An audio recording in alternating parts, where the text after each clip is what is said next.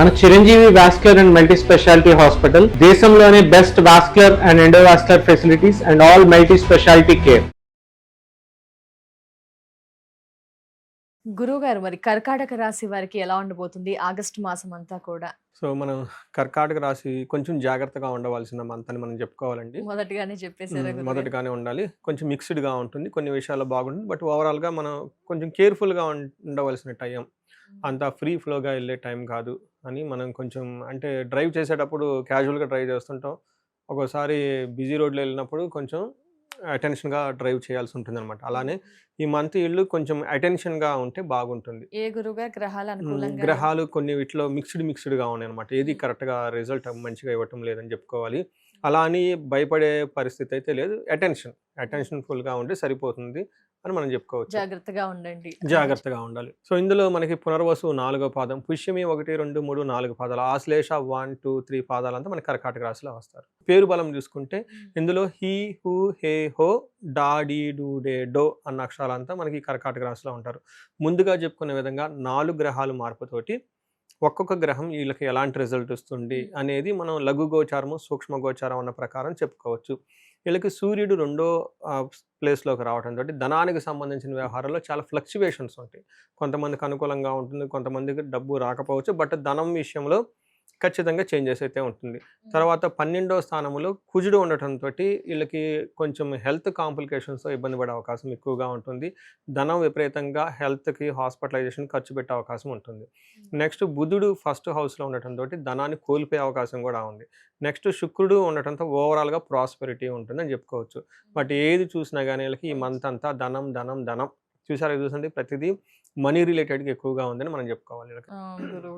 మనకి సూర్యుడు 2nd హౌస్లో ఉండి 8th హౌస్ని చూస్తూ ఉండటం వల్ల ఏమవుతుందంటే, ఫస్ట్ మనకి మహర్షులు ఏం చెప్తారంటే, హీనత్వం దుష్ట సంసర్గో మనస్తాప శిరోవెద నిష్ఫలం కృషి వాణిజ్య విత్తరాశి గతౌ అని చెప్తారు.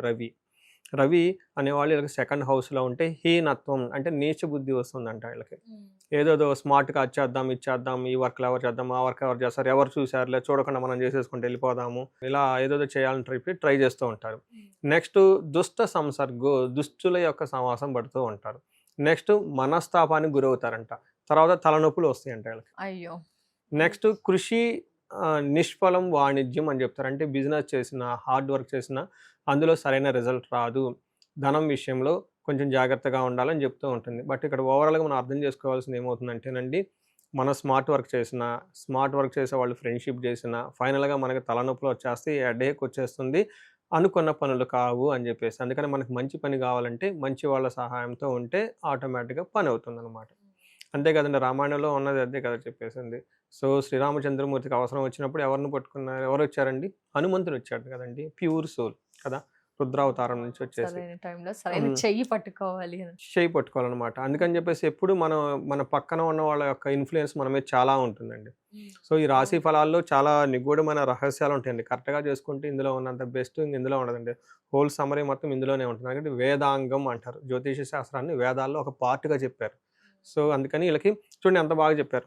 సో బ్యూటిఫుల్ థింగ్ అనమాట. అందుకని మన చుట్టూ ఉన్న వాళ్ళు చక్కగా ఉండాలి.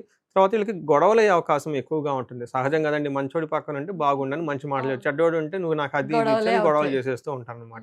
ఇది కొంచెం జాగ్రత్తగా ఉండాలి. ఇది ఇంటర్పర్సనల్ స్కిల్స్ అండి, మన మీద మన ఇంట్యూషన్ మీద ఆధారపడి ఉంటుంది ఎక్కువ. సో చాలామంది అంటారు మీరు జ్యోతిషి శాస్త్రాన్ని నమ్మము, గ్రహాలు నమ్ము, దట్స్ ఓకే ఫైన్. బట్ మిమ్మల్ని మీరన్నా నమ్ముకొని చక్కగా ఉండమని చెప్తాంలో ఏం లేదు కదండి. యాక్చువల్ జ్యోతిష శాస్త్రం ఇదే చెప్పింది, అది కాదు. అంటే మనకి ప్లానెట్స్ అనాలిసిస్ చేసే ప్యాటర్న్ డిఫరెంట్గా ఉంటుంది. తర్వాత ఇక్కడ కుజుడు అగైన్ 12వ స్థానంలో ఉండటం అంత మంచిది కాదు అని చెప్తారండి. 12వ స్థానంలో కుజుడు ఉండటం ఏమవుతుందంటే, ప్రవాసం, వ్యాధి పీడాం, బంధువైర ధనక్షయం, దేహ పీడాంచ సంచారం, ద్వాదశకే కుజే అంటారు. అంటే 12వ స్థానంలో ఎప్పుడైతే కనుక కుజుడు ఉంటే ఏమవుతుందంటే, ప్రవాసం, ట్రావెల్స్ చేసే అవకాశం ఎక్కువగా ఉంటుంది, ఫారిన్ వెళ్ళే వాళ్ళకి అవకాశం ఎక్కువగా ఉంటుంది, లాంగ్ దూర ప్రయాణాలు చేసే అవకాశం ఎక్కువగా ఉంటుంది. వ్యాధి పీడం, హెల్త్ కాంప్లికేషన్స్ ఉంటుంది, బంధువులతో గొడవలయ్యే అవకాశం ఎక్కువగా ఉంటుంది, ధనం కోల్పోతారు. దేహ పీడం అంటే సంచారం, ఎక్కువగా ట్రావెల్ చేయటం. రెండవది శరీరానికి కొంచెం పెయిన్స్ వచ్చే అవకాశం ఎక్కువగా ఉంటుందని చెప్తూ ఉంటారు. ఇందులో భాగంగా మానసికంగా ఆందోళన ఉంటుంది, శారీరకంగా ఇబ్బందులు ఉంటుంది. ఫైనల్గా ఏమవుతుందంటే వీళ్ళకి మనీ మ్యాటర్లో సక్సెస్ వస్తుంది అని చెప్పుకోవచ్చండి. బట్ ఇక్కడ కుజుడు జనరల్గా 12th హౌస్లో ఉంటే నాకు తెలిసిన అంటే రియల్ టైంలో కేసులు చూసుకున్నప్పుడు వీళ్ళకి బ్లడ్ రిలేటెడ్ వైరల్ ఫీవర్స్, తర్వాత బ్లడ్లో సమ్ చేంజెస్ రావటం, లైక్ మనకి ఏమంటారు అనేమియా అంటారు, అంటే బ్లడ్ తగినంతగా ఉండకపోవటము, ఇలా సంథింగ్ అనేది బ్లడ్లో సమ్ చేంజెస్ ఉండటం వల్ల హెల్త్ కాంప్లికేషన్స్ ఉంటుంది. అది ఒకటి. రెండోది వీళ్ళ ఇంట్లో ఎవరికో ఒకరికి హెల్త్ బాగోలేకపోవటం, హాస్పిటల్కి వెళ్ళటం, హాస్పిటల్కి మందులు అవన్నీ కొనటం, ఇవన్నీ జరిగే అవకాశం ఎక్కువగా ఉంటుంది. టోటల్గా హాస్పిటల్ రిలేటెడ్ ఖర్చులు ఎక్కువగా ఉండటం, లేదంటే విపరీతంగా ధనం అనేది ఖర్చు పెట్టేయటం బ్లైండ్గా, అవసరం ఉన్నా లేకపోయినా కొనుక్కోవటం, ఇవన్నీ చేసే అవకాశం ఎక్కువగా ఉంటుంది. ఇది కుజుని వల్ల అని మనం చెప్పుకోవచ్చు. నెక్స్ట్ వీళ్ళకి బాగా సేఫ్ గార్డ్ అయ్యే ఒక ప్లానెట్ ఏంటంటే శుక్రుడు అని చెప్తారు. బట్ అగైన్ శుక్రుడు కూడా కొన్ని సాంస్క్రిట్ క్లాసికల్ టెక్స్ట్లో పాజిటివ్గాను, కొన్నిట్లో నెగిటివ్గా, కొన్నిట్లో మిక్స్డ్గా ఉంది. బట్ నేను చూసినంతవరకు కుజుడు 3వ స్థానంలో, నా పర్సనల్ ఇండివిజువల్గా జాతకం నేను చెక్ చేసుకున్నప్పుడు, అంటే చాలా పారామీటర్స్ ఉంటుంది, నాకు కుజుడు ఇండివిజువల్గా బాగా బెనిఫిట్ చేస్తాడు 3వ హౌస్లో ఉంటే. కొంతమందికి అంత బెనిఫిట్ ఉండదని చెప్తూ ఉంటారు. బట్ ఇక్కడ ఏ ప్రకారంగా చూసుకున్నా శత్రు వృద్ధి ధనక్షయం, అంటే ధనాన్ని కోల్పోతూ ఉంటారు, శత్రు వృద్ధి వస్తూ ఉంటుందని చెప్తారు. బట్ ఎవరైతే మ్యూజిషియన్స్, ఆర్ట్స్, కళాకారులు, తర్వాత ఇలా ప్రొఫెషనల్ మ్యాటర్స్లో అంటే ఆర్టిస్టిక్ నేచర్తో ఉన్న వాళ్ళకి బాగా కలిసి వస్తుందని కూడా చెప్తూ ఉంటారు. వాళ్ళు ఏదైనా మాట్లాడితే ఆ మాట చాలా స్పష్టంగా గౌరవంగా ఉంటుంది, అందరిలోకి ఒక పలుకుబడి గౌరవం ఇదంతా ఉంటుంది అని చెప్పుకోవచ్చు. ప్లేజర్స్ ఎవరైనా లాంగ్ లవ్, రొమాన్స్ ఇట్లాంటి వాటిలో ఉంటే ఇట్స్ ద బెస్ట్ టైం వాళ్ళకి పెళ్ళికి వెళ్ళటానికి, ప్రపోజల్ చేయడానికి అని మనం చెప్పుకోవచ్చు అనమాట. So it's a kind of mixed result. కొంచెం హెల్త్ పరంగా జాగ్రత్తగా, ఫ్రెండ్స్ పరంగా, గ్రూప్స్ పరంగా జాగ్రత్తగా ఉండాలి. నక్షత్రాలు ఏంటి గురుగారు రిజల్ట్స్? ఇందులో వెరీ ఇంట్రెస్టింగ్ మ్యాటర్ ఏంటంటే నక్షత్రాల ప్రకారంగా వీళ్ళకి చాలా బాగుంది. సో ఇందులో పునర్వసు, పుష్యమి, ఆశ్లేష. పునర్వసు నక్షత్రం వాళ్ళకి ఓవరాల్గా అంతా బాగున్న 27 నక్షత్రాలు ఇది ఒక నక్షత్రం. ఇందులో వీళ్ళకి ఐశ్వర్యవంతంగా ఉంటుంది. ఫారిన్ వెళ్ళాలి అనుకున్న వాళ్ళకి బెస్ట్ టైం. ఇప్పుడు అంతా భూమి ఏంటంటే జర్మనీ వెళ్ళాలని, ఆస్ట్రేలియా వెళ్ళాలని చెప్పేసి, లీస్ట్ ప్రయారిటీ యూకే. ఇప్పుడు అమెరికా వెళ్ళటం అనేది చాలామంది ఇబ్బంది పడిపోతూ ఉన్నారు. ఇలాంటి సమయంలో ఎవరైనా ఫారిన్ వెళ్ళాలనుకోండి వేరే కంట్రీకి ద బెస్ట్ టైం అని చెప్పుకోవచ్చు. సంపాదించుకోవడానికి బాగుంటుంది, ధన ప్రవాహం కూడా బాగుంటుంది. నెక్స్ట్ పుష్యమి నక్షత్రం మనం చూసుకుంటే, ఈ పుష్యమి నక్షత్రం వాళ్ళకి ఐశ్వర్యవంతంగా ఉంటుంది, క్షేమప్రదంగా ఉంటుంది, ధనలాభము, ఐశ్వర్యము, ఫారిన్ వెళ్ళాలి అనుకునే వాళ్ళకి కూడా బాగుంటుంది. నెక్స్ట్ ఆశ్లేష నక్షత్రం, ఇది కూడా ఈక్వల్గా మిగతా నక్షత్రాలకు చాలా బాగుందంటే, ఐశ్వర్యవంతంగా ఉంటుంది, క్షేమంగా ఉంటారు, సంపాదన ఉంటుంది, ధనలాభం ఉంటుంది. వీళ్ళకి కొంచెం మానసికంగా టెన్షన్స్ ఎక్కువ ఉండే అవకాశం ఎక్కువగా ఉంటుందండి. ఇది గమనించుకుంటే చక్కగా బాగుంటుంది. గురుగారు వీటన్నిటి నుంచి కూడా కర్కాటక రాశి వారి ఆగస్టు నెల బయటపడాలి అంటే మొదటి రోజు నుంచే ఎలాంటి పరిహారం, గట్టి పరిహారం, మంచి రిజల్ట్స్ రావాలి అంటే ఏం చేయాలి గురువు? ఒకటండి, మనకి నేను ఎప్పుడు ఏంటంటే పరిహారాలు మన లెవెల్లో మనం చేసుకోవచ్చు. ఇప్పుడు చిన్న దెబ్బ తగిలింది అనుకోండి, సింపుల్గా మనం చేసేసుకుంటాం. ఇంకొంచెం పెద్దదంటే న్యాచురల్ దగ్గర క్లినిక్ వెళ్తాం. ఇంకా పెద్దదంటే ఎక్స్రేలు, ఎంఆర్ఐలు, అది ఇది, ఆ తర్వాత చాలా లాంగ్ టైం కూడా పడుతుంది అనమాట. వీళ్ళకి మెజారిటీ ఆఫ్ ది గ్రహాలు అంత అనుకూలంగా లేవు కాబట్టి వీళ్ళు రుద్రాభిషేకం చేయించుకుంటే చాలా బాగా కలిసి వస్తుంది. మహన్యాసంతో కలిసిన ఏకాదశ రుద్రాభిషేకం ఇది చాలా చోట్ల చేయరండి, గుళ్ళల్లో ఉన్నా కానీ. ఇది ఒక్కసారి మళ్ళీ చెప్తున్నట్టు మహన్యాసపూర్వక ఏకాదశ రుద్రాభిషేకం చేయించుకుంటే చాలా చాలా కలిసి వస్తుందండి. లేదంటే సమస్యలకు పరిష్కారం రుద్రం వచ్చేటప్పటికి, రుద్రంలో మీరు అడగకపోయినా కానీ దేవుడు వచ్చేటప్పటికి 430 కోరికలు ఏమో ఆటోమేటిక్గా తీర్చేస్తాడంట. మనం ఎన్ని అడుగుతాం? 4, 5, 6, 7, 8, 9, 10 అంతకుమించి అడగం. అంటే మన ప్రాబ్లమ్స్ మనకు అడగటం కూడా చేత కాదంట. రుద్రం కనుక ఎవరో చేస్తే నమ్మకం, చమకం అని ఉంటుంది. ఈ చమకంలో సుమారు 400 ప్రాబ్లమ్స్ పోవాలని చెప్పేసి ఆల్రెడీ రాసేసారు మహర్షులు. అవి చదువుకుంటే అయ్యబోతాయి అనమాట. అందుకని చెప్పి 1, 3 అని కాదు, ఎన్ని ప్రాబ్లమ్స్ అన్ని ప్రాబ్లమ్స్ పోతాయి అనమాట.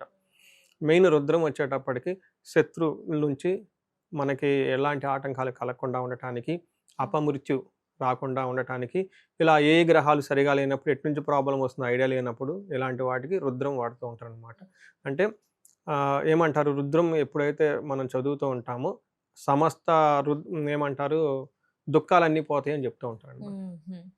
చాలా సింపుల్ అండి, పవర్ఫుల్ రెమెడీ. నేను ఇమ్మీడియట్గా ఇన్స్టాంట్గా ఫస్ట్ చెప్పేది అదే. కొంతమంది ఎమర్జెన్సీ ఫోన్ కాల్స్ వస్తుంటాయి నాకు, ఐసీయూలో ఉన్నారండి, యాక్సిడెంట్ అయ్యింది, అలాంటి టైంలో ఇమ్మీడియట్గా నేను ఫస్ట్ పోయి రుద్రాభిషేకం చేయమని చెప్పేస్తాను. నేను మార్నింగ్ వెళ్ళిపోండి, దగ్గరలో ఎక్కడ శివాలయం ఉంటే అని చెప్పేస్తూ ఉంటాను. ఇది చేసుకోండి. ఇంకా టఫ్గా పరిస్థితులు ఉన్నప్పుడు ఒకసారి ఇండివిజువల్గా జాతకం చూపించుకోవడం చాలా చాలా ఇంపార్టెంట్. ఎందుకంటే ఇది అప్లై అయ్యేది ఓన్లీ 30-40% మాత్రమే. 60% ఇండివిజువల్గా వాళ్ళ జాతకం చూపించుకోవడం చాలా చాలా ఇంపార్టెంట్. గురుగారు, మరి అతిగా సఫర్ అవుతున్న వారికి జాతక రీత్యా ఎలాంటి పరిహారాలు అద్భుతంగా మెరుగైన ఫలితాలను ఇస్తాయో తెలియజేస్తారా గురుగారు? సో మనకి ఇప్పటిదాకా చెప్పుకున్న మన రాశి ఫలం ఏంటంటేనండి, ఆ యొక్క కొంతవరకు మాత్రమే ఎఫెక్ట్ ఉంటుందండి. అది ఒక 30-40% మాత్రం లైఫ్లో ఎఫెక్ట్ ఉంటుంది. బట్ వాళ్ళ యొక్క ఇండివిజువల్ జాతకాన్ని మనం చూసుకోవడం చాలా చాలా ముఖ్యం. దీనితో పాటుగా ఇప్పుడు మనం చెప్పుకున్న దానికి వ్యతిరేకంగా కానీ అనుకూలంగా కానీ లేకుండా బాగా సఫర్ అవుతున్న వాళ్ళు ఎవరైతే ఉంటారో వాళ్ళు ఇండివిజువల్ జాతకం చూపించుకోవడం చాలా చాలా ముఖ్యం అండి. అండ్ నేను రీసెర్చ్ గ్రూప్ లాగా చేస్తున్నానండి. అరౌండ్ మనకి 40 years +or- 5 years, అంటే 35 to 45 ఎవరికైతే ఏజ్ ఉందో అప్పటిదాకా వాళ్ళ కెరియర్లో చాలా సక్సెస్ఫుల్గా ఉండి, అకాడమిక్స్లో చాలా సక్సెస్ఫుల్గా ఉండి, కెరియర్లో కూడా ఒక మేనేజర్ లెవెల్, ఒక నాయకత్వ లక్షణాలు, సమాజంలో ఒక ఉన్నతమైన పొజిషన్కి వచ్చేసి అందరి దగ్గర కీర్తి ప్రదేశాలు, గౌరవం, మర్యాద, కొంచెం డబ్బు సంపాదించుకొని ఒక సిస్టమాటిక్గా ఉన్నవాళ్ళు సడన్గా ఆ ఏజ్లో డౌన్ వస్తుందండి. దీనికి మిడ్ లైఫ్ క్రైసిస్ అని చెప్పేసి మనకు అంటూ ఉంటారు జనరల్గా మోడర్న్ సైకాలజీలో. హార్మోనల్ చేంజెస్ అని, పోస్ట్ మెనోపాజ్ అని, ప్రీ మెనోపాజ్ అని రకరకాల పేర్లతో చెప్తూ ఉంటారు. బట్ అరౌండ్ 40-45 మధ్య లాట్ ఆఫ్ చేంజెస్ ఉంటుందండి, అది జెంట్స్కి లేదంటే లేడీస్కి.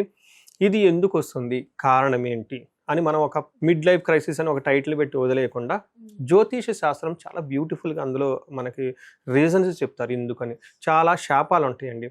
అంటే మనకి లైఫ్లో కొన్ని ఏజ్లో కొన్ని యాక్టివ్గా ఉంటాయండి. మన చిన్నప్పుడు బాలారిష్టాలు అంటారు, పెళ్ళైనప్పుడు వివాహ దోషాలు అంటారు, కొంచెం లైఫ్లో సెటిల్ అయ్యి ధనం వచ్చినప్పుడు వేరే శాపాలు ఉన్నట్టాయండి. తర్వాత ఈ శాపాలు ఇంకా ఏమైనా ఉన్నాయి అనేది యాక్టివ్ అవుతున్నాయో చూసుకోవాలండి. సో నా రీసెర్చ్లో ఎవరైతే ఇలా సక్సెస్ఫుల్ ట్రాక్ రికార్డు ఉండి సడన్గా ఆగిపోయారు, బ్లాక్ అయ్యారంటే ఖచ్చితంగా వాళ్ళ దాంట్లో శాపాలు యాక్టివేట్ ఉంటాయండి. సో ఇది ఎప్పుడైతే నేను ఈ మెసేజ్ చెప్పుకుంటూ వస్తున్నాను లాస్ట్ 4-5 months నుంచి వచ్చిన హారోస్కోపులు మొత్తం ఇలాంటి కాలసర్ప దోషాలని, పితృదోషాలని, మాతృదోషాలని, మాతృశాపాలని, ఇలా మనకి శాపాలని ఉంటాయండి. దాదాపు ఒక 7-8 బాగా పవర్ఫుల్ శాపాలు ఉంటాయి అనమాట. అలానే గ్రహ దోషాలు ఉంటాయి అనమాట.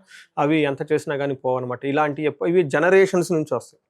మొన్న రీసెంట్గా కూడా ఒకళ్ళు వచ్చారండి, చూసిన వెంటనే చెప్పాను మీ అబ్బాయికి త్రిపిండి దోషం ఉంది, అది వీళ్ళ చేసిన వల్ల రాదు, వీళ్ళ యాన్సిస్టర్ చేయటం వల్ల. అప్పుడు అవునండి, మా చిన్నప్పుడు మా అమ్మమ్మ గారు ఇలా చేసేవాళ్ళండి, ఆ తర్వాత మా పిన్ని కూతురు ఒక ఆమె చనిపోయిందండి, ఇలా ఉందండి, ఇలా వాళ్ళ హిస్టరీ అంతా చూసుకుంటూ వచ్చారనమాట. ఇలా జనరేషన్స్ నుంచి ఎప్పటి నుంచి ఉన్న టఫ్ అయిన ప్రాబ్లమ్స్ ఉంటే ఇవన్నీ వస్తూ ఉంటాయండి. ఒకసారి హారోస్కోప్ చూపించుకోవటం ఎంతైనా ముఖ్యం. ఇమ్మీడియట్గా పరిష్కారాలు చేసుకొని పరిహారాలు చేసుకుంటే లైఫ్ అనేది ఆ బ్లాక్ పై ముందుకెళ్ళిపోతారండి. నెక్స్ట్ ఇండివిజువల్గా ఎవరైనా ధనానికి విపరీతంగా బాధపడుతూ ఉంటే స్వర్ణలక్ష్మి విశేష హోమం అని ఉంటుందండి. రాబోయేది వరమహాలక్ష్మి. మనం శుక్రవారాలు చక్కగా చేసుకుంటాం కాబట్టి ప్రతి ఒక్కళ్ళు దాన్ని సద్వినియోగం చేసుకోవాలండి. నేను మా ఫ్రెండ్ ఒకళ్ళు ఉన్నారండి, వీళ్ళు ఇవన్నీ నమ్మరు. ఫ్రెండ్ కాబట్టి వెళ్ళిపోతుంది, నా ప్రొఫెషన్ అని, ఆయన ప్రొఫెషన్ ఆయన ఈ మోటివేషనల్ స్పీకరు, గైడెన్స్ ఇదంతా ఇస్తూ ఉంటారు, ఇంగ్లీష్ బుక్స్ అవన్నీ చదివేసి నమ్మరు వాళ్ళు బేసికల్గా. సో ఏదో ఒక సందర్భంలో వాళ్ళ ఇంట్లో నేను కుబేర పాశుపత అభిషేకం చేయించాల్సి వచ్చింది. అది కూడా ఫోర్స్, ఫ్రెండ్ కాబట్టి నువ్వు ఇన్ని చేస్తున్నావు కదా నా గురించి ఒక్కటి చేయని చెప్తే అదంతా అయిపోయిన తర్వాత ఫస్ట్ వాళ్ళు ఇచ్చిన రెస్పాన్స్ ఏంటంటే, నాకు ఇలాంటి పూజలు ఎన్ని ఉన్నాయండి అన్నారు. పాశుపతాలు దాదాపు 365 ఉంటాయండి. మెయిన్ ఇంకా చాలా ఉంటాయి. అంటే డైలీ ఒక్కొక్కటి మా ఇంట్లో చేపిస్తారా అని అడుగుతున్నారు. డైలీ ఒకటి చేయమని చెప్పేసి చూడండి. అంటే ఆ మంత్రాలకి ఆ వైబ్రేషన్స్ అలా ఉంటుందండి. ఇప్పుడు ఒక చిన్న మాట మిమ్మల్ని అలా అంటే నెగిటివ్గా ఫీల్ అయిపోతాం. మరి ఆ అన్ని మంత్రాలు అంతమంది బ్రాహ్మణులు చదివితే అది ఎక్కడ పోతుందండి, దానికి ఇంపాక్ట్ ఉంటుందండి. అందుకని ఇలాంటి పరిష్కారాలు చక్కగా చేసుకుని లైఫ్లో 10 అంతలు ముందుకెళ్ళాలని చెప్పేసి నేను కోరుకుంటున్నాను. వచ్చేది స్వర్ణలక్ష్మి, మనకి లక్ష్మీ వ్రతాలు అన్నీ ఉన్నాయి కాబట్టి స్వర్ణలక్ష్మి అభిషేకం ఉంటుంది, పాశుపత అభిషేకం, విశేష హోమం ఉంటుంది. అందరూ చక్కగా సెలబ్రేట్ చేసుకొని ధనవంతులు కావాలని చెప్పేసి నేను కోరుకుంటున్నాను. ఏదైనా కనుక వివాహానికి కనుక ప్రాబ్లంగా ఉంటే అన్యోన్య దాంపత్య పాశుపత అభిషేకము, హెల్త్ బాగా లేకుండా ఉంటే మనకేమని చెప్తారంటే మృత్యుంజయ పాశుపత అభిషేకము, హోమము, కాలసర్ప దోషము, త్రిపిండి దోషము, ఇవి ఇలా ఎనీథింగ్ వాళ్ళకి ఎక్కడైనా కనుక ఛాలెంజ్ ఉంటే ఇమ్మీడియట్గా ఒకసారి అపాయింట్మెంట్ తీసుకొని జాతక చక్రం చూపించుకొని దాని కారణాలు ఏంటో పరిష్కరించుకొని ఇమ్మీడియట్గా పరిహారాలు చేసుకుంటే 3 to 6 months మొత్తం లైన్లో పడిపోతారండి. సో ఎన్నో కేసులు చేస్తున్నాను. ఇది మహర్షులు ఇచ్చిన ఈ జ్ఞానాన్ని, మన పెద్దవాళ్ళు ఇచ్చిన ఈ మంత్రాలని వీటిని ఉపయోగించుకొని లైఫ్ 10 అంతలు వెళ్ళాలని చెప్పేసి నేను కోరుకుంటానండి.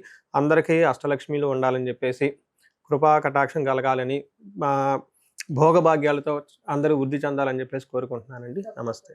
ధన్యవాదాలు గురువు గారు. రాశి వివరణ, ప్రిడిక్షన్, పరిహారాలు, అలాగే అతిగా సఫర్ అవుతున్న వారికి కూడా పరిహారాలు తెలియజేసినందుకు చాలా ధన్యవాదాలు గురుగారు. నమస్కారం. నమస్తే.